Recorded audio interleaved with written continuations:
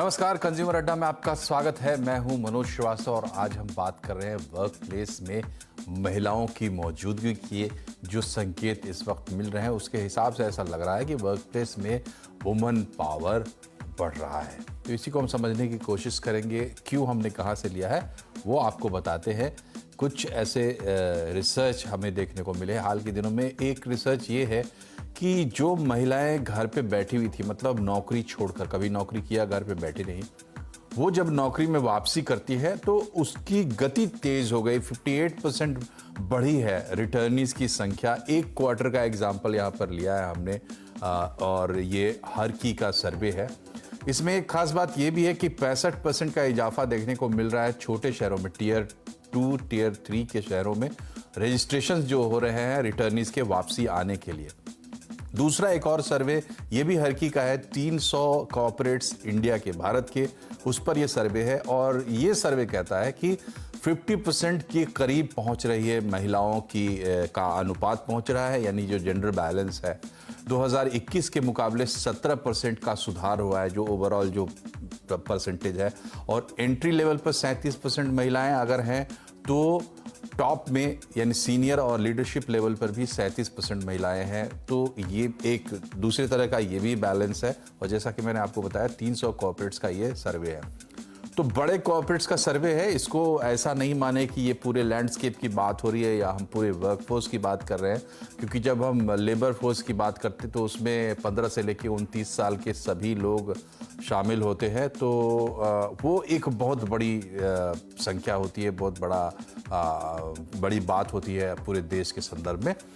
हम एक छोटा सा सर्वे लेकर ये समझने चाह रहे हैं सबसे पहले कि जो रिटर्नीज है, यानी कि कभी नौकरी किया फिर अपनी जिम्मेदारियों के चलते, चाहे वो प्रेगनेंसी हो या फिर केयर गिविंग हो या कोई दूसरी रिक्वायरमेंट हो, तो महिलाएं नौकरी बहुत छोड़ती है, फिर वो वापस आ रही हैं। इस ट्रेंड को हम थोड़ा समझेंगे और एक ओवरऑल जो जेंडर बैलेंस की बात है वर्क प्लेस में उसको भी समझेंगे। ये भी समझेंगे कि महिलाओं को रखने से कंपनियों को क्या एडवांटेजेस दिख रहे हैं और महिलाओं को क्या चाहिए ताकि वो काम कर सकें या नौकरी पे जा सके। ये तमाम चीज़ें हम समझेंगे अपने कुछ मेहमानों की मदद से।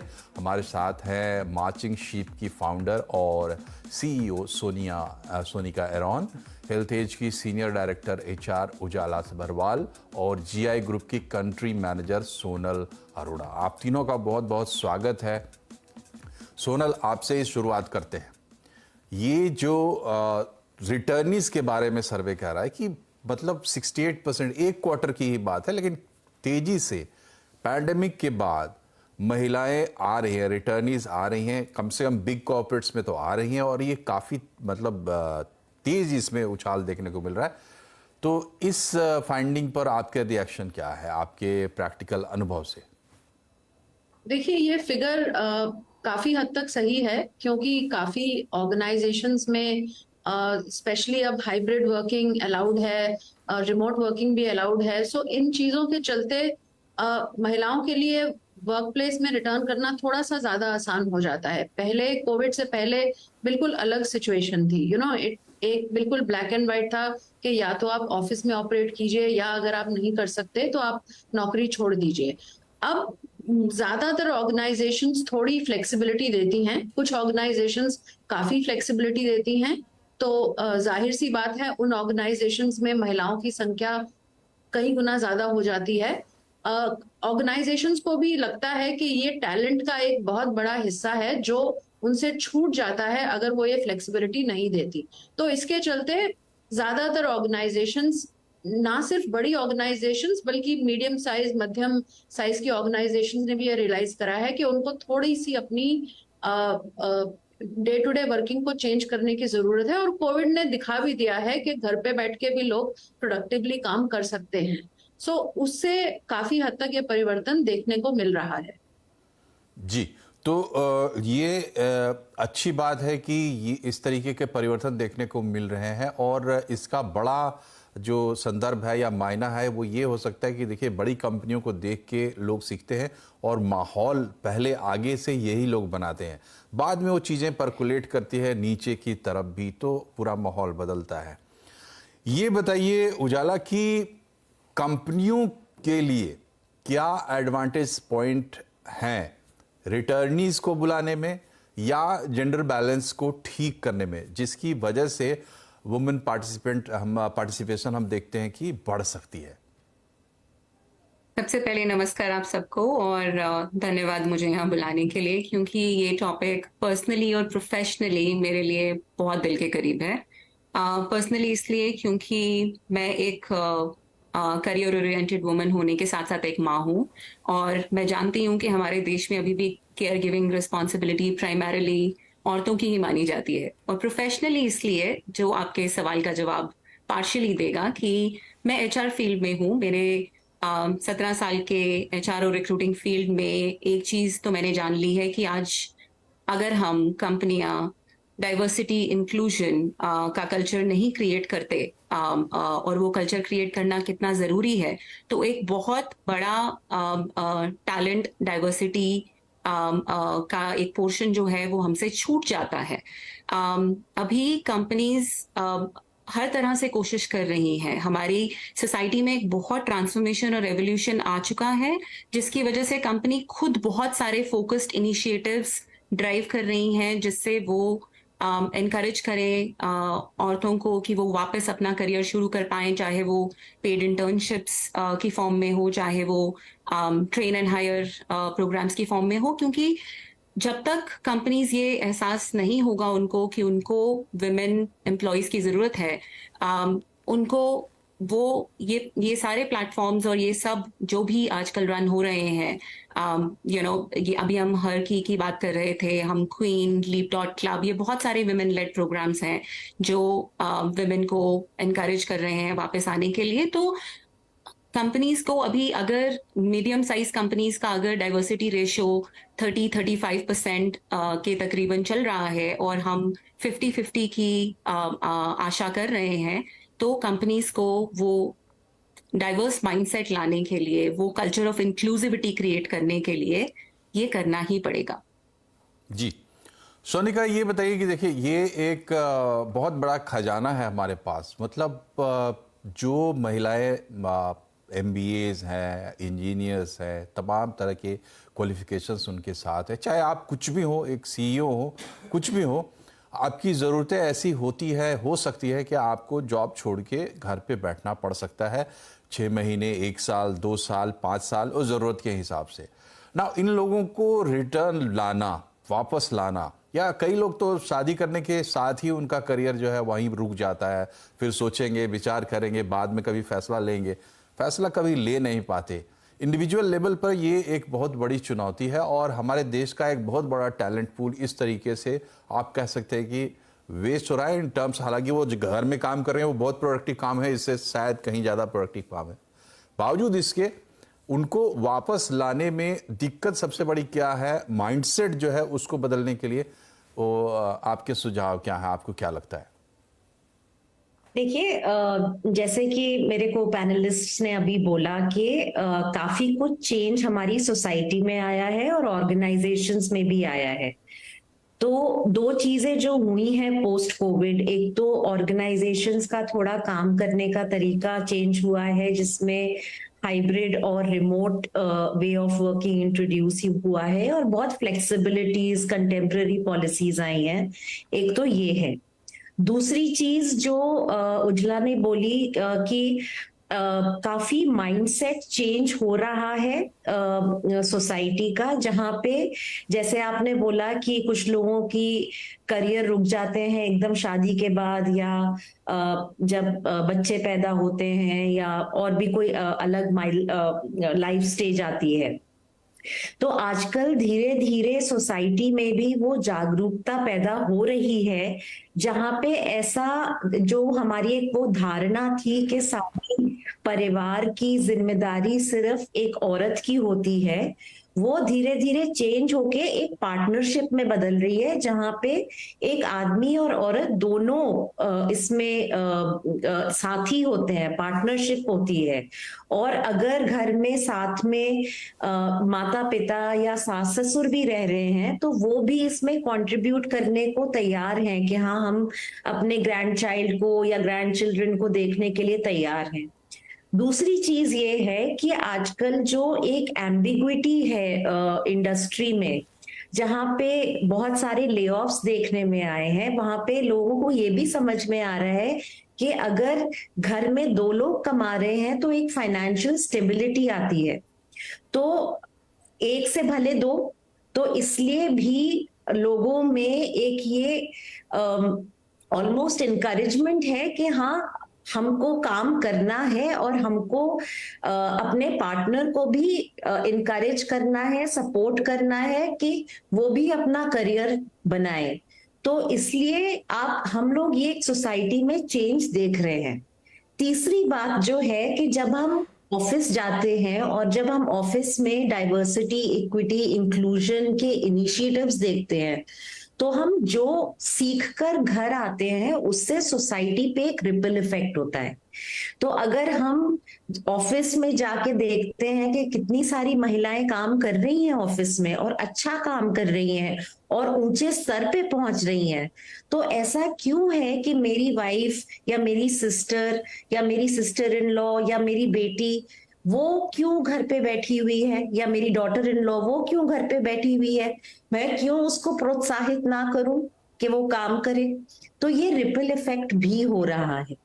तो एक वजह नहीं है कि ये चेंज हो रहा है। I think as a society, as a set of people, we are moving forward.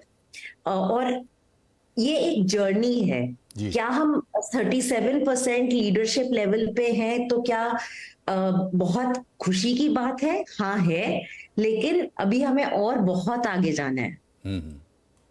जी, तो जिसमें जो हमने चर्चा की, देखिए 2-3 चीज़ें इसमें सामने आती, कई डायनेमिक्स है इसके। कंपनीज को डाइवर्सिटी चाहिए और उस डाइवर्सिटी के इकोनॉमिक मीनिंग्स हैं कंपनी के लिए, चाहे आप इनोवेशन में बात कर ले, टैलेंट पूल के हिसाब से बात कर ले, और डाइवर्सिटी के अपने ये होते हैं, मायने होते हैं। दूसरी तरफ जो इंडिविजुअल्स हैं या जो हमारी जो फैमिली, हमारा जो फैमिली का इंस्टीट्यूशन है, उसके अपने कुछ डिमांड्स हैं, जिसमें कि जो हाईलाइट किया सोनिका ने कि डबल इनकम भी अब एक बहुत ही प्रोमिनेंट डिमांड है हमारे मैरिज इंस्टीट्यूशन की, फैमिली इंस्टीट्यूशन की। तो इन सब को मिलने में इनको एक ऐसा गियर कोई हो जो एक दूसरे से जुड़ जाएं, वो जो पॉइंट है उसके बारे में थोड़ा हम समझना चाहते हैं सोनल, कि वो कैसे बनेगा। मतलब क्या इसको इंस्टीट्यूशनलाइज कर रहे हैं, एचआर फर्म्स इस पे काम कर रहे हैं, रिक्रूटर्स इस पे काम कर रहे हैं? देखिए, ये एक पार्टनरशिप है एचआर फर्म की, रिक्रूटर्स की और कंपनीज में मैनेजर्स और एचआर डिपार्टमेंट की। ये किसी एक आदमी का या एक डिपार्टमेंट का एजेंडा नहीं हो सकता, ये सोसाइटी का एजेंडा है। और इस पे खुशी की बात यह है कि धीरे धीरे अवेयरनेस हर जगह से आ रही है। जो रिक्रूटर्स हैं वो भी कोशिश करते हैं कि जिस रोल के लिए क्वालिफाइड वुमेन कैंडिडेट अवेलेबल हैं वो उनको मैनेजर्स के सामने प्रेजेंट करें। ये मैनेजर्स की भी रिस्पॉन्सिबिलिटी है कि जब वो हायरिंग करते हैं वो बायस ना करें कि मेरे को जिस कैंडिडेट को मैं इंटरव्यू कर रहा हूं वो फीमेल है और अगर उसने पहले करियर ब्रेक लिया है तो वो उसका नेगेटिव पॉइंट नहीं है। ऐसा कोई लॉजिक नहीं है कि अगर किसी महिला ने पहले करियर ब्रेक लिया है तो वो दोबारा आके अच्छे से परफॉर्म नहीं करेगी। तो ये एक हायरिंग मैनेजर्स की रिस्पॉन्सिबिलिटी भी है। इसके अलावा जो ऑर्गेनाइजेशंस में एचआर डिपार्टमेंट्स हैं उनकी भी रिस्पॉन्सिबिलिटी है कि वो इस बारे में जागरूकता लाएं, अपनी ऑर्गेनाइजेशन में अपने मैनेजर्स को, अपने टीम मेंबर्स को सेंसिटाइज करें कि ये एक सोसाइटी की प्रायोरिटी है और इसके लिए हम सभी को आगे बढ़ के कुछ ना कुछ एक्स्ट्रा इनिशिएटिव, एक्स्ट्रा एफर्ट करना पड़ेगा। सो मेरे हिसाब से ये रिस्पॉन्सिबिलिटी हम सबकी है, सिर्फ किसी एक ग्रुप के ऊपर छोड़ देने से ये काम नहीं होगा, क्योंकि इसका फायदा जब ज्यादा से ज्यादा महिलाएं वर्कफोर्स में आएंगी तो इसका फायदा सोसाइटी को होगा, ऑर्गेनाइजेशन को होगा, फैमिली को होगा, महिलाओं को होगा, उनके स्पाउसेस को होगा, बच्चों को होगा, सबको होगा। तो कलेक्टिवली हम सबको इसके लिए काम करना चाहिए। जी, और उजाला ये बताइए कि एक जो बहुत बड़ा ब्लॉक है कि एक तो हमारी टेंडेंसी ये होती है कि जब हम किसी चीज़ को एनालाइज करते हैं तो जो हमारे लिए नुकसानदेह चीज़ है उस पर ध्यान ज़्यादा जाता है लोगों का। लेकिन एक कि अगर कोई लड़की है उसको आप अपॉइंट करते हैं, न्यूली मैरिड है, तो वो फिर प्रेगनेंसी में जाएगी, वो उसका करियर वहाँ ब्रेक होगा, भाई इसमें बहुत नुकसान है। रिक्रूटर्स का पहले ये एटीट्यूड था। और जैसा अभी सोनल जी ने बताया कि ये माइंडसेट काम करता है रिटर्नीज के लिए भी कि भैया एक बार ब्रेक लेके गए थे फिर से लेके जाओगे क्या। इस माइंडसेट में क्या चेंजेस आ रहे हैं और इसको कैसे टैकल किया, इसको किस पर्सपेक्टिव में देखें ताकि सही समझ बने। जैसे सोनल जी ने बहुत अच्छा ये पॉइंट बोला, और मेरे एक्सपीरियंस में मैं आपको एक चीज बताती हूँ कि एक अच्छी बात जो मेरे को देखने में मिल रही है कि पहले करियर गैप जो रिज्यूमेज में होता था वो उसको एक टाबू समझा जाता था, लेकिन अब वो सब बहुत ट्रांसफॉर्म और इवॉल्व हो गया है। आजकल कंपनीज फोकस नहीं करती करियर गैप्स पे, वो एटीट्यूड और स्किल पे फोकस करती हैं। आजकल रिक्रूटर्स और हायरिंग मैनेजर्स बिल्कुल भी करियर गैप्स को स्टिग्मेटाइज करने की कोशिश नहीं करते। अगर आज की डेट में आपके पास एक जेन्युइन रीजन है कि आपने वो करियर गैप क्यों लिया, और उस करियर गैप में आपने अपनी रेलेवेंट पोजीशन में अपने आप को कैसे अपस्किल या अपग्रेड आप करते रहे हैं, तो अपॉर्चुनिटीज की कमी नहीं है, क्योंकि आजकल कंपनीज को ही खुद एक overall culture of equity foster करने का वो एनवायरनमेंट क्रिएट हुआ है। जैसे सोनल जी ने कहा कि वो एक कंपनी के एक सेगमेंट ऑफ डिपार्टमेंट की रिस्पॉन्सिबिलिटी नहीं है, ये हम सबकी रिस्पॉन्सिबिलिटी है, पूरी सोसाइटी की रिस्पॉन्सिबिलिटी है। रिस्पॉन्सिबिलिटी उन वुमेन लीडर्स की है जो बच्चियों को इनकरेज करें, रिस्पॉन्सिबिलिटीज मेल लीडर्स की है जो उनके एलीज बन के आए और उनको इनकरेज करें। तो ये सबकी ही रिस्पॉन्सिबिलिटी है, और कंपनीज इस तरफ बहुत ही तेजी से मूव कर रही हैं, और ये एवोल्यूशन मैं खुद देख रही हूँ। जी, तो जो बातें आपने मेहमानों से सुनी उसके अलावा एक पॉइंट मैं यहाँ ऐड करना चाहता हूँ ब्रेक पे जाने से पहले। देखिए, ट्रांसपेरेंसी एक बहुत बड़ी चीज़ है जो इन तमाम चीज़ों में सबकी मदद करेगी। आजकल ऐसे ट्रेंड है और मुझे लगता है कि इसमें कोई गलत बात भी नहीं है कि आप अपने मैनेजर्स के साथ अपने प्लान्स डिस्कस करते हैं तो उसके हिसाब से तमाम चीज़ों को एडजस्टमेंट और री एडजस्टमेंट में मौका मिलता है। स्पेसिफिक्स की बात मैं यहाँ नहीं कर रहा हूँ। ब्रेक पे हम जा रहे हैं, लौटेंगे तो हम इन तीनों से ये समझने की कोशिश करेंगे क्योंकि इनके तीनों के पास हैंड्स ऑन एक्सपीरियंस है, ये लोग इन तमाम चीज़ों को डील करें कि कोई जो हमारा ये कार्यक्रम देख रहा है घर में बैठा हुआ और वो चाहता है कि उसका कमबैक हो, रिटर्न करे, तो बढ़िया से बढ़िया रिटर्न वो कैसे करे, इसके सजेशन हम लेंगे इन तीनों महिलाओं से एक छोटे से ब्रेक के बाद। बने रहिए हमारे साथ।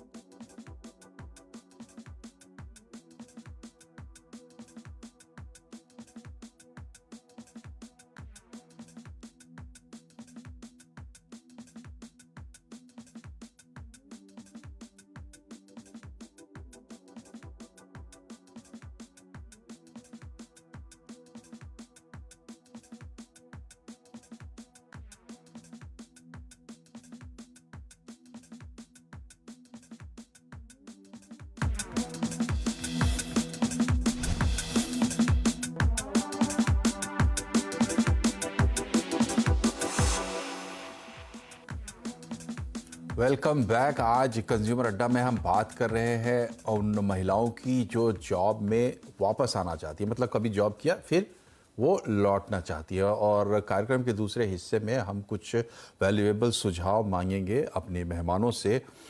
शुरुआत करेंगे हम सोनिका जी आपके साथ। ये बताइए कि जैसे देखिए एक महिला है, उसने नौकरी छोड़ दी अपनी ज़रूरत के हिसाब से। अब देखिए 6 महीने की ज़्यादा से ज़्यादा लीव, मैटरनिटी लीव मिलती है, पेड लीव। कुछ लोग जो है उसके साथ काम चला के कंटिन्यू कर जाते हैं, और लेकिन कुछ लोगों को लगता है कि ये काफ़ी नहीं है तो उनको नौकरी छोड़नी पड़ती है। तो ऐसी ही कोई महिला नौकरी छोड़ देती है। 2 साल के बाद जब वो रिटर्न होना चाहती है तो जो कंपनी उसको ऑफर कर रही होती है वो देखती है कि मेरे साथ की मेरी सहेली जो थी उससे काफ़ी पीछे वो रह जाएगी, जो उसकी क्वालिफिकेशन है उसके हिसाब से काम मिलेगा नहीं मिलेगा। कई तरह के सवाल होते हैं, कैसे मूव करना चाहिए? देखिए, सबसे पहले तो हमको खुद ही, जैसे आपने लिंक किया करियर ब्रेक को मैटरनिटी से, सबसे पहले तो हमको ये ध्यान रखना चाहिए कि हर बारी करियर ब्रेक मैटरनिटी से ही लिंक नहीं होगा। बिल्कुल। और ये किसी भी रीजन की वजह से हो सकता है। 1 साल का हो सकता है, 2 साल का हो सकता है, उससे ज्यादा का हो सकता है। और उस जब हम वापस जाते हैं, जब कोई भी, चाहे वो फीमेल हो या मेल हो, और मैं यहाँ पे जानबूझ के मेल को भी ला रही हूँ क्योंकि मेल्स भी सबैटिकल लेते हैं, कभी कभी अपना बिजनेस ज्वाइन स्टार्ट करने के लिए ब्रेक लेते हैं, जो कभी चलता नहीं चलता है। तो जब वो वापस जाते हैं तो सर्च एजेंसी से लेकर कंपनीज उनको स्क्वीज करने की कोशिश करती हैं। आपको अब वो सैलरी तो मिलेगी नहीं जो आपको पहले मिल रही थी। तो सबसे पहले अपने क्वालिफिकेशन और अपने एक्सपीरियंस, जो एक्सपीरियंस आपके पास है नौकरी छोड़ने से पहले, उसको पकड़ के रखना है।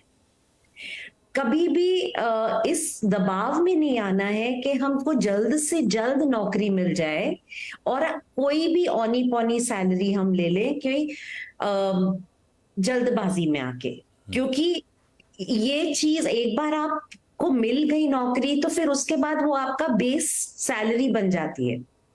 तो इसलिए we should be very careful when taking that first step. और हमको फेयर एम्प्लॉयर्स में ही जाना चाहिए जो हमारे क्वालिफिकेशन, हमारे कंट्रीब्यूशन, हमारी कैपेबिलिटी को वैल्यू करके ले हमको। That is number 1।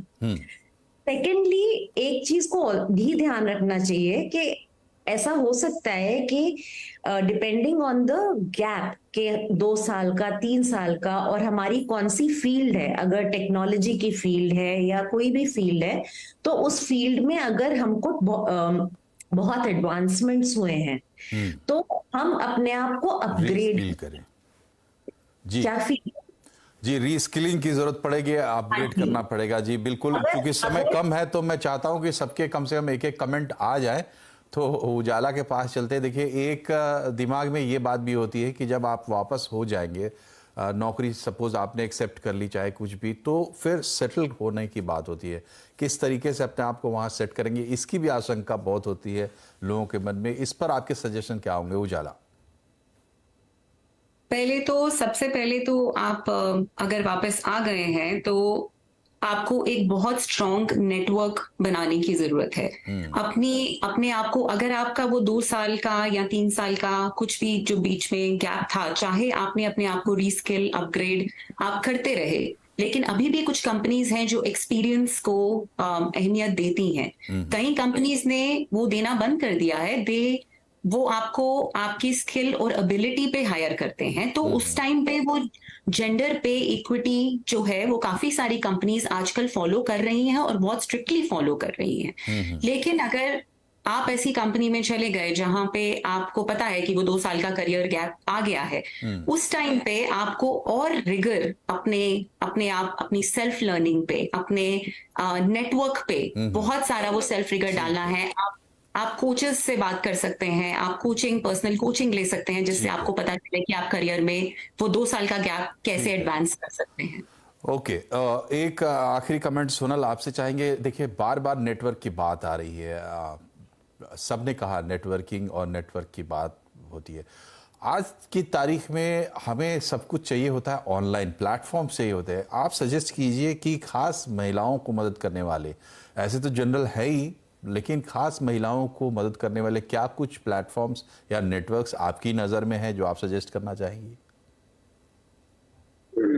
देखिए, खास तौर से महिलाओं को एक दूसरे से लिंक करने वाले प्लेटफॉर्म्स अभी भी शायद कम हैं। एक दो हैं, जैसे क्या जॉब्स। होने चाहिए? क्या आपको लगता है कि इसकी ज़रूरत है? इसकी जरूरत है, मैं ये नहीं कह रही बिल्कुल नहीं है, बट काफी कम है और वो उनकी अवेयरनेस पब्लिक डोमेन में थोड़ी कम है। बट इसके अलावा जो नेटवर्किंग यूजुअल सोर्सेज होते हैं, जैसे लिंक्डइन होता है या व्हाट्सएप ग्रुप्स होते हैं, महिलाओं को चाहिए कि वो उसमें नेटवर्किंग करती रहें, क्योंकि देखिए, महिलाओं को महिलाओं के साथ नेटवर्किंग करना ऑफ कोर्स जरूरी है, क्योंकि आप उनसे भी बहुत कुछ सीख सकते हैं। बट आपको वहां नेटवर्किंग करने की ज्यादा जरूरत है जहां आपको मार्केट में जो जॉब अपॉर्चुनिटीज हैं उनके बारे में पता चलेगा। तो उस पे फोकस करना, चाहे आप सबैटिकल पे भी हो। अगर आपका सबैटिकल थोड़ा लंबा है या आपने कुछ काफी ज्यादा दिनों का ब्रेक लिया है, तो आपको टच में रहना चाहिए। और मैं ये कहूंगी कि जब आप मन बना चुके हैं कि हाँ, अगले 3 महीने, 4 महीने, 6 महीने में मुझे वापस आना है, तो उसमें थोड़ा ज्यादा एक्टिव होने की जरूरत है, क्योंकि काफी सारी नौकरियां एडवर्टाइज नहीं होती। वो किसी ने किसी को बताया, किसी के कहने में आया कि हाँ, मेरे पास इसके लिए एक रेलेवेंट कैंडिडेट है, वो उससे भी फिल हो जाती हैं। तो इसके लिए नेटवर्किंग बहुत जरूरी है। बाकी हाँ, महिलाओं को भी जी एक जी। दूसरे को सपोर्ट करना चाहिए, ये भी मैं ऐड करना चाहूंगी। चलिए, तो ये एक अच्छा आइडिया है। आई होप कि कोई फाउंडर्स, मतलब जो होने वाले फाउंडर्स हैं, वो इस आइडिया को ग्रैब करें और इसको आगे बढ़ाएं कि इनकी नेटवर्किंग के लिए या इनके खास इस पर्पस से कोई प्रोडक्ट सामने आए।